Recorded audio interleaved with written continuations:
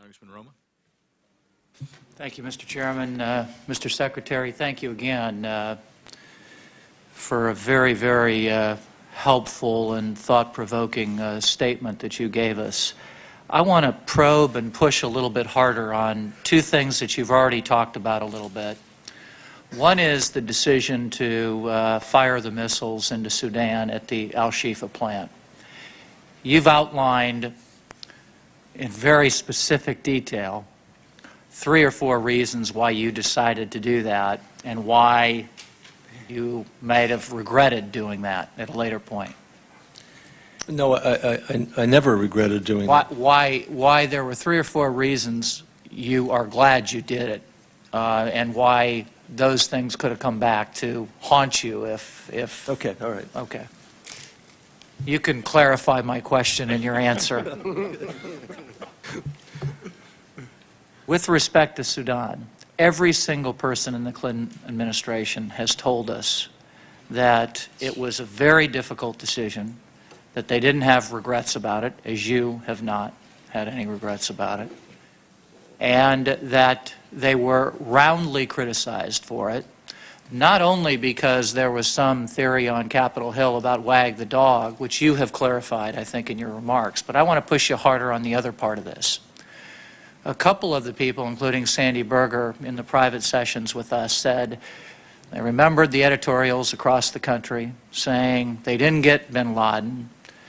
They created, according to an Economist article, the Economist accused them of maybe creating 100 Osama bin Ladens because they did not kill him with the cruise missile strikes. How does that not impact, to some degree, your decision subsequently when you're having these kinds of decisions come forward to make the tough call as you did in this particular instance? It had no impact. Good. I looked at the question. I was satisfied. I regret that one life was lost during that particular attack. We were very precise. We timed it, as a matter of fact, so there would be very few, if any, people at the plant. It was at nighttime. It was timed simultaneously with the attack, virtually in Afghanistan, so that we didn't lose the surprise element. And we tried to minimize any collateral damage to the extent that we could, but we were prepared to take that down. The wag the dog issue, I think, was unfortunate. It was untrue, but that was something, the reality of what was taking place on Capitol Hill. As far as the criticism is concerned, it had no deterrent whatsoever in terms of our commitment to look for, hunt for, and to capture or kill bin Laden. I do want to urge one cautionary note, and that is that even though it's important to capture or kill bin Laden, I think that we should understand that doesn't end it any more than capturing Saddam Hussein has stopped some of the terrorist actions. I think that we have seen Al-Qaeda doesn't have a central headquarters, it doesn't fly a flag. It is spread through many countries, and I know it can be argued that because there were not prior action taken, it's even more disseminated now. But the fact is that we would take action against bin Laden or his associates wherever we thought we could do so successfully. What we didn't want to do was to take action that satisfied the passion of the moment, that gave us a sense, well, we're doing something, but in fact had the effect of simply generating opposition to what we were doing, undercutting the sharing of intelligence, cooperation, making our goal of actually capturing or killing him more difficult.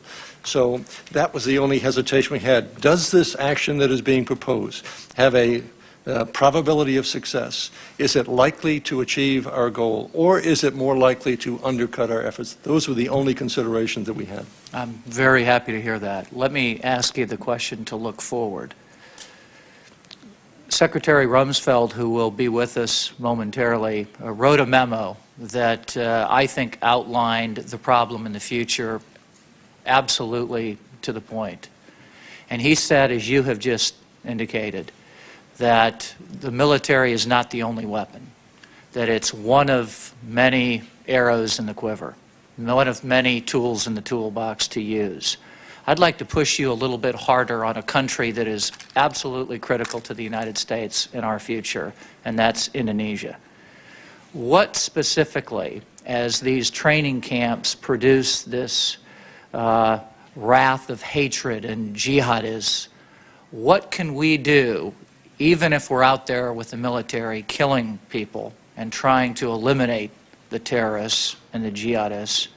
What can we do as they're cranking out these human conveyor belts of terrorists in education in a place like Indonesia to replace the madrasas with a practical education? Or what can Indonesia do? What can we do on IMET?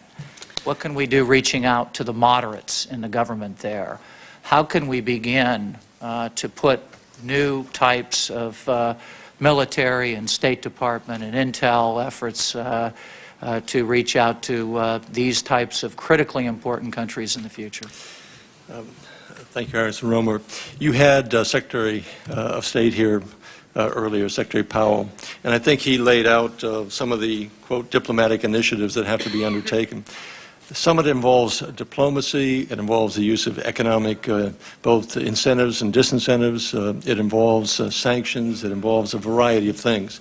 But most of all, it requires engagement on the part of the United States in a very aggressive diplomatic fashion. Sheikh Zalman, who is the Crown Prince of Bahrain, if any of you have not had occasion to meet with him, I'd recommend that you talk to this young man. He's one of the most progressive young leaders that I have met, certainly in my travels, but especially in the Gulf region, along with King Abdullah of Jordan. But Sheikh Zalman made an observation a few months ago, which I endorse, basically pointing to the problem that the United States has in dealing with this issue, that much of the Arab world looks through two lenses. One lens focused on how we conduct ourselves in Iraq now that we're there, how we successfully resolve or achieve success in Iraq and treat the Iraqi people in that process. And the other happens to do with the Middle East conflict, that many Muslims throughout the world also look through the lens of the Israeli-Palestinian conflict. And so I think we have to become much more engaged there as well. And that's why I mentioned, I don't think it should wait until November elections are over. I think that we have to energize that process now. And I have my own thoughts about what needs to be done and have written about that. In addition to that, we have to engage Indonesia diplomatically, militarily. The IMET program is one of the most important programs that we have. The sharing of educational materials, exercises, planning with other militaries. Because of the superiority, I believe, of the men and women who serve us, because of their excellence in education, discipline, leadership, fellowship, all the things that make us the greatest military force on the face of the earth, we should be trying to share that talent, technology, techniques with other countries. And yes, they may be accused of not living up to our standards of human rights. All the more reason why we should engage them. All the more reason why we have to persuade them that this is the way a military has to operate. Not with clubs and batons, not with the law of rule, but the rule of law. That also has to take place. So IMET's important. I think we also have to go to other countries who support the madrasas and say that you are feeding the flames of future destruction here. That requires education. It requires giving countries also a hope. And I'll come back to Palestine, just the Palestinians for a moment. Unless you see people who have an opportunity for either sovereignty, dignity, and opportunity, you're likely to see continued festering of violence in the region. So you have to give people a sense of hope. Economic hope, individual liberty in terms of their opportunities, all of that is involved. So that requires us to be engaged in a very aggressive way diplomatically. The military, by the way, plays a role, a great role in diplomacy. We have our State Department, and they do an outstanding job with very limited resources. But the military also plays a very big role when our men and women in uniform go to a country and people are able to judge them and see how good they are, how disciplined, how well led, how technically capable, etc., how good they are as human beings. They make a judgment about us, and they say, we want to be like you. We want to have the same kind of capability. We want to develop a relationship with you. We need to do more of that. And so every time there's an issue that comes up on the Hill and say, well, abuse of human rights, cut off IMET. We should be holding on to IMET. I could carry on at length about this particular requirement, and I know that there are people on the Hill who would object to that.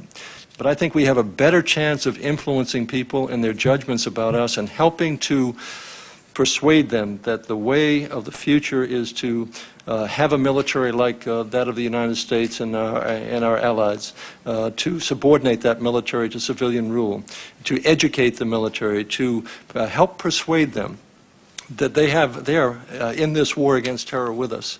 All of that comes about with diplomacy and a very strong military capability and diplomatic effort.